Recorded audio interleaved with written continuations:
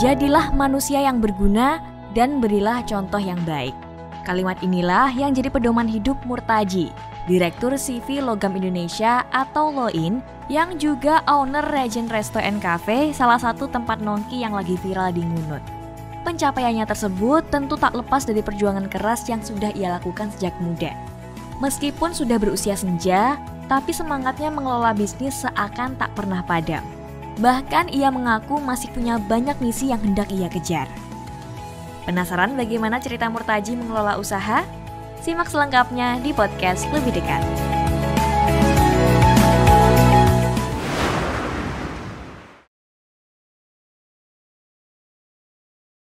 Selamat siang pemirsa Radar Tulungagung TV. Kali ini kita dengan program Lebih dekat dengan siapa? Mari kita hadirkan satu program yang lebih pas, lebih menginspirasi untuk para pemirsa. Kali ini saya Aris Haryanto di Regent Cafe and Resto Ngunut. Kali ini hadir salah satu bos lokal dari Ngunut yang cukup terkenal. Siapa dan lebih dekat nanti kita perkenalkan. Ini adalah lebih kenal dikenakan sendiri aja, lebih dekat gitu. Selamat siang Pak Murtaji. Selamat siang Pak Ari. Ini kita namanya dengan program Lebih Dekat, mungkin bisa diperkenalkan dari Pak Murtaji apa kok bisa bisnis ini namanya Logam Indonesia ini kok bisa terkenal dan awal-awalnya gimana gitu Pak pada pemirsa. Ya. Selamat pagi. Terima kasih atas waktunya. Begini Pak, saya mau menceritakan riwayat dalam arti sejarah saya. Mulai dari awal. Mulai dari awal saya terjun ke dunia logam. Jadi kerajinan logam. Sifatnya kerajinan logam. Itu ceritanya dulu. Ini saya ahli bisa gini otodidak Pak. Otodidak. Dulu dari ayah saya. Oh gitu. Ayah saya itu juga otodidak. Itu ayah saya itu, ya bukan main Pak, jauh lebih pandai dengan saya. Jadi bikin apa saja Pak yang dari program? Kayu, dari logam. Oh. Dulu ya tukang ngecor, tukang bikin cetak-cetakan.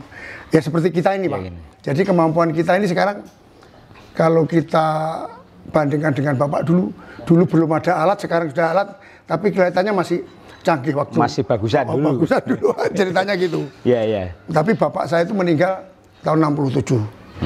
Tahun 67, tapi setelah itu saya meneruskan dalam arti itu, ya keahlian Bapak itu di bidang kerajinan logam. Tapi waktu itu ya tidak punya apa-apa Pak, tapi kita ditinggali warisan tidak habis keahlian itu ya toh. Keahlian itu. Kalau alat-alat sudah habis. Terus begitu waktu kecilnya saya biasa dalam arti ngerneti ya. Ngernet ya. Akhirnya itu bagi saya itu warisan tidak bisa habis sampai sekarang Pak. Iya. Setelah itu kita wujudkan. Ya dulu masih Soro Pak, buruh. Tapi tidak pernah pindah dari Ngunut. Tetap di Ngunut. Saya itu mulai usia 50, kelahiran tahun 50 sampai sekarang sudah 2023 ya Pak. Ya. Jadi 73 berarti. Saya tidak pernah pindah dari Ngunut. Tetap di sini Pak. Tetap di Ngunut. Gak pernah ke Jakarta nyetuin aja berarti. Iya. Jadi tetap ya kalau pekerjaannya tetap di Ngunut, kalau pasarnya kan jadi di umum ya sifatnya kan umum. Iya. Setelah itu kita rintis logam ini, akhirnya kita ini paling senior Pak di Ngunut. Saya itu di Ngunut paling senior untuk bikin alat. Mungkin orang Ngunut itu tahu kalau Pak Murtaji itu paling enggak ya ini enggak pamer gitu Pak. Memang saya itu senior bikin. Jadi kalau bikin barang-barang katanya itu paling halus gitu Pak. Padahal ya memang kenyataannya begitu ya Pak ya. Kita pernah pokoknya bikin barang ini ya dengan alat yang sekarang sudah canggih, kita kan yang mengikuti perkembangan teknologi ya Pak. Sehingga kita bikin barang-barang ini bisa halus Pak. Jadi orang Ngunut itu enggak ada yang bisa Pak bikin seperti punya kita. Ya ada KW gitu Pak, ya KW gitu. Jadi mulainya tahun berapa Pak yang sejak bapaknya meninggal itu Pak Murtaji mulai produksi saya sendiri? mulai mandiri ya Pak. Waktu itu masih buruh-buruh, mulai mandiri itu tahun 77 saya masih tahun 78 Pak. 78. Oh itu sudah mandiri. Mandiri. Sebelumnya ngikut-ngikut gitu. Oh, ngikut. Dulu masih ikut orang cuma mandiri. Mandiri itu tanpa karyawan atau sudah Pak untuk? Ya Pak. Jadi sifatnya kita ndak kerja di tempat orang lain, memang kita terima jasa gitu ya. Terima jasa gitu. Kerjakan di rumah gitu. Terima jasa akhirnya kita bisa mendirikan ya perusahaan industri ya Pak ya. Gitu.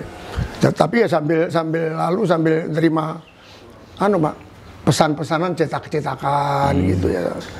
Sambil terima pesan-pesanan cetak-cetakan. Akhirnya terus punya karyawan. Terus akhirnya ya jatuh bangun Pak, memang ya otodidak dan pengalaman manajemen kita tidak punya, jadi ya kerja itu jatuh bangun. Memasarkannya awalnya Pak, memasarkan sampai terkenal itu memasarkan. Kita ini Pak sampai sekarang, makanya sampai sekarang ini kita ini tidak punya marketing ya Pak, cara masarnya bagaimana, sampai sekarang ini kita tidak punya Pak. Jadi selama ini hanya menggantungkan umpan. Sampai kita berjalan sampai sekarang ini ya, selama ini ya itu Pak, tetap menggantungkan umpan. Kita tidak bisa gimana caranya jemput bola itu. Jadi kita ini tidak paham Pak ya caranya itu gimana. Jadi toko kita ya di Ngunut, kita jualan barang ya di Ngunut. Mereka datang ke sini. Datang datang ke sini. Gitu. Jadi tidak pernah kita mewar-warkan gitu Pak. Jadi dengan mungkin ya dari orang ke orang, dari akhirnya terus Loin itu akhirnya punya nama. Mutunya ya Pak ya, mutunya bagus itu akhirnya orang pada datang ke sini Pak. Jadi selama ini kita hanya menggantungkan bola. Kalau dari tahun ke tahun itu Pak, yang paling berat dalam bisnis ini tahun berapa Pak? Yang paling mungkin pas Krismon atau gimana gitu? Yang paling berat untuk hantamannya itu Pak? Ya kelihatannya ini Pak, beberapa tahun akhir ini sebelum corona itu ya Pak, sebelum itu setahun sebelumnya sampai sekarang itu kelihatannya sudah Pak, gimana ya, nggak stabil Pak, jadi nggak sehat gitu Pak. Sampai sekarang. Tapi ya untung ya lumintu gitu ya Pak, kita syukuri aja ya Pak ya. Ini sudah ke seluruh Indonesia berarti Pak? Atau kirim luar negeri seluruh juga? Indonesia Pak. Luar negeri? Enggak ya, itu Indonesia. Dulu pernah kita ada ya customer dari Malaysia ya Pak, dulu pernah pesan pedangnya. Tapi sebetulnya kita ya bisa, tapi tidak tahu kok tidak cocok ya Pak, tidak jodoh gitu. Pernah kita bikin contoh-contoh untuk barangnya kerajaan Malaysia dulu pernah. Mungkin bahannya atau gimana gitu Pak ya? Sebetulnya barangnya itu cocok Pak, tapi tidak tahu ya. Kok kita kan sifatnya kan hanya jasa ya Pak ya, tapi kok tidak ada realisasinya itu pernah. Dari bisnis ini Pak, selama perjalanan jenengan yang paling berkesan atau yang paling apa ya, sangat pribadi sekali dari ini gimana Pak? Ini Pak, dengan perjalanan membuat ini yang paling terharu atau sebetulnya gini Pak, saya ini bikin barang ini ceritanya saya senang Pak kalau ditiru orang. Tapi saya kalau untuk niru produknya orang saya tantangan gitu, itu ya. Jadi kalau sudah ditiru ya akhirnya kan orang-orang pada merasakan gitu Pak ya, pada merasakan gitu. Bisa ada persaingan itu enaknya bikin gitu. Jadi saya kan ya terus otomatis kan dituntut untuk ya Pak untuk di atas gitu. Jadi memang selama ini orang Ngunut itu mengakui kalau barang saya itu memang di atas barang-barang dia, tapi kan Tuhan ya adil ya Pak ya, semua ya laku semua ya. Awal itu karyawannya berapa Pak? Dari Pak Murtaji ini sampai sekarang itu? Ya pernah Pak, kita karyawan sampai 100 lebih. Pernah Pak pasang surut ya Pak ya? Iya. Pasang surut. Kalau sekarang? Sekarang sekitar berapa? 60-an. 60. Sekarang ya itu Pak. Ceritanya sampai sekarang itu kita ini hanya menggantungkan umpan. Ada yang gimana pesan, untuk memasarkan gitu. Caranya jemput bola. Iya. Padahal barang-barang kita ini, saya kan pernah ya akhir-akhir sebelum corona itu kita ini pernah ikut main di pusat dalam arti di Mabes Polri Pak. Di Mabes Polri juga Pak? Di Mabes Polri Pak, kita jadi rekanan hampir 2 tahun. Punya bendera di sana kemarin. Ya. Jadi ya pernah ngantor di Mabes Polri ya, nonton tiap hari itu sampai untuk mendapatkan pesanan itu ya. Soalnya dari orang dalam suruh harus nonton di dalam gitu. Ya maksud saya itu kan apa itu ya ikut ya supaya kita ini kan menjemput bola, maksud saya itu menjemput bola. Tapi akhirnya ya itu Pak, di dalam, waduh, ya ngeri Pak kita dengan birokrasinya ya Pak, kira-kira gitu ceritanya. Sebagai orang daerah, birokrasi mungkin terlalu. Jadi enggak punya nyali Pak. Selain Mabes Polri Pak, ada lagi Pak di Mabes-Mabes yang kemarin tapi selain itu cuma jasa aja Pak. Kita jasa yang layani TNI, Polri, PNS itu. Lebih banyak pesanan gitu Pak ya. Kita menggantungkan gantungan umpan aja Pak ya, tadi tidak menjemput bola. Makanya kesulitan kita di situ, kita kan tidak bisa gimana supaya usaha kita ini besar gitu. Caranya kita tidak ngerti. Makanya selama ini mumpung saya masih hidup Pak, usia saya kan sudah 73, tapi semangat saya untuk menjemput bola itu masih kuat. Gimana ini caranya ini Pak, jadi masih semangat ini. Kalau untuk PT Logam Indonesia sendiri, apa kantornya di Ngunut, apa ada cabang di luar kota gitu? Nah, cuma di Ngunut aja Pak. Di Ngunut aja. Nah ini rencana Pak, mau bikin kantor-kantor cabang mungkin di Jakarta atau gimana mungkin. Iya. Jadi produknya kayak seperti ini Pak ya? Produknya seperti ini, tongkat komando. Ya ini tongkat komando, kemarin pernah bikin punya Kapolri Pak Tito aku. Pak Tito gitu. Pak Tito kemarin. Pak Tito. Waktu Pak Kapolri. Itu masih Pak Kapolri, masih Pak Tito. Gitu. Ya. Sebelum corona. Iya. Kita kan punya bendera di Mabes sana. Kemarin pernah bikin punyanya Pak Tito. Seperti ini, Korpri ini, lambang Korpri ini. Korpri ya. Iya. Nih. Seperti ini, gini Pak ya. Seperti itu. Jadi sering Pak kita dapat order gitu dari jenderal, tapi tidak langsung dari pemesannya jenderal Pak, sudah tangan ke berapa gitu Pak. Berarti melayani individu juga bisa, gitu Pak.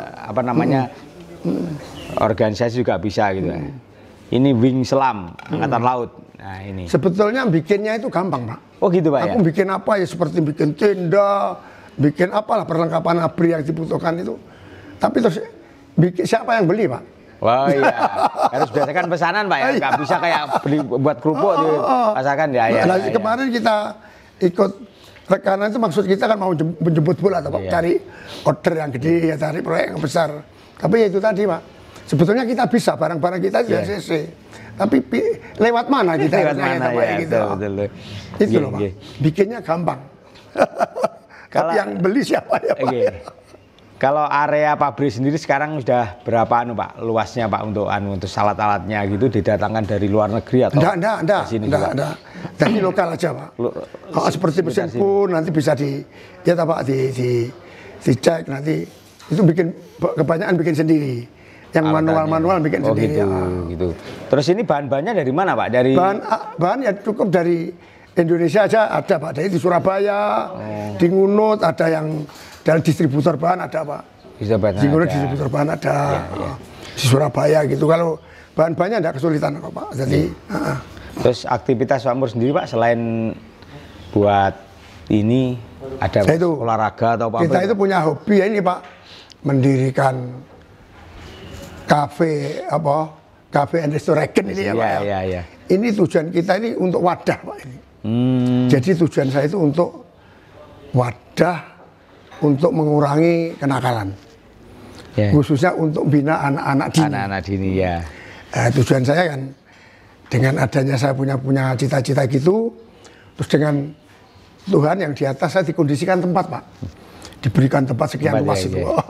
Ada berapa hektar ini Pak? Ini 2 hektaran lebih Pak. Ya? Ada lapangan bola juga Pak? Lapangan bola. Terus ini gimana ini? Terus untuk bekal pulangnya harus saya manfaatkan. Intinya memang untuk wadah. Pulang kemana Pak? Saya sudah seusia 50 dulu Pak. Saya itu punya cita-cita bikin wadah anak-anak mengurangi kenakalan.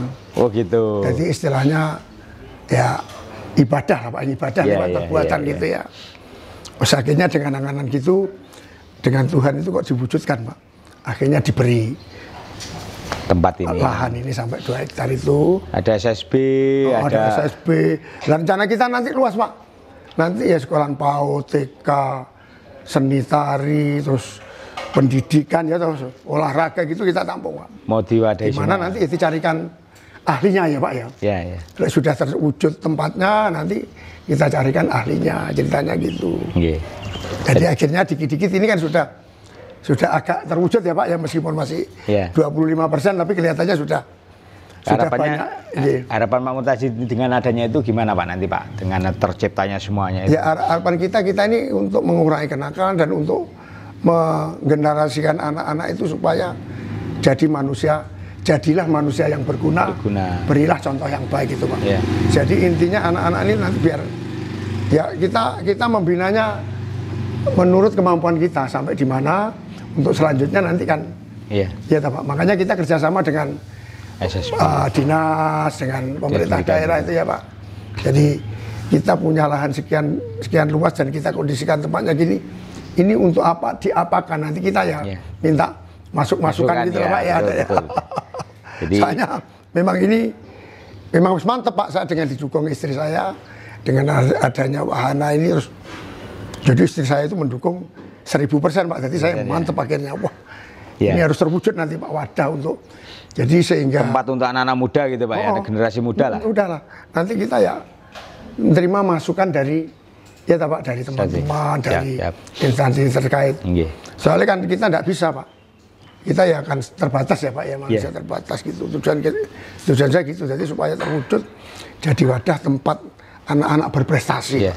Kalau regenerasi untuk bisnisnya sendiri Pak, sudah ada regenerasi atau cara menggenerasi sendiri? Sudah Pak. Jadi sudah kita kondisikan ke depan. Makanya kan ini kan lepas dari Pak ini nanti. Lepas dari logam Indonesia. Nah itu logam Indonesia kan produk kerajinan logam ya Pak. Nah ini memang untuk produk taman prestasi, wadah. Wadah ini. Jadi dipersilakan siapa saja, anak muda atau siapa yang mau pakai ini boleh gitu. Tapi yang kita khususkan anak-anak dini Pak, untuk bina. Soalnya yang gede-gede Pak, yang besar-besar itu saya pengalaman susah Pak di sini. Kalau yang kecil-kecil kan belum kena virus ya Pak. Rasanya kok ternyata gampang, tapi ya kita perlu sarana prasarana yang memadai ya Pak Ari.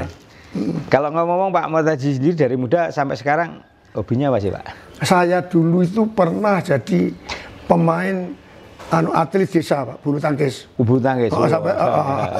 Sampai desa aja dong. Dulu pernah juara di Desa Ngunut sini Pak. Terus yang lainnya? Saya tiap tahun mesti ada lainnya bulu tangkis Pak. Nanti ya kita kondisikan gitu-gitu ya Pak. Pokoknya apa aja yang kita bisa dan ada yang menangani. Nanti kan tempat-tempatnya kita kondisikan dan nanti dicarikan ahlinya Pak. Guru olahraga apa-apa gitu ya Pak ya. Nah, tujuan saya itu kita bina dari dini Pak. Sejak dini. Dari sejak dini. Kalau sih gede-gede ya itu loh Pak. Angel.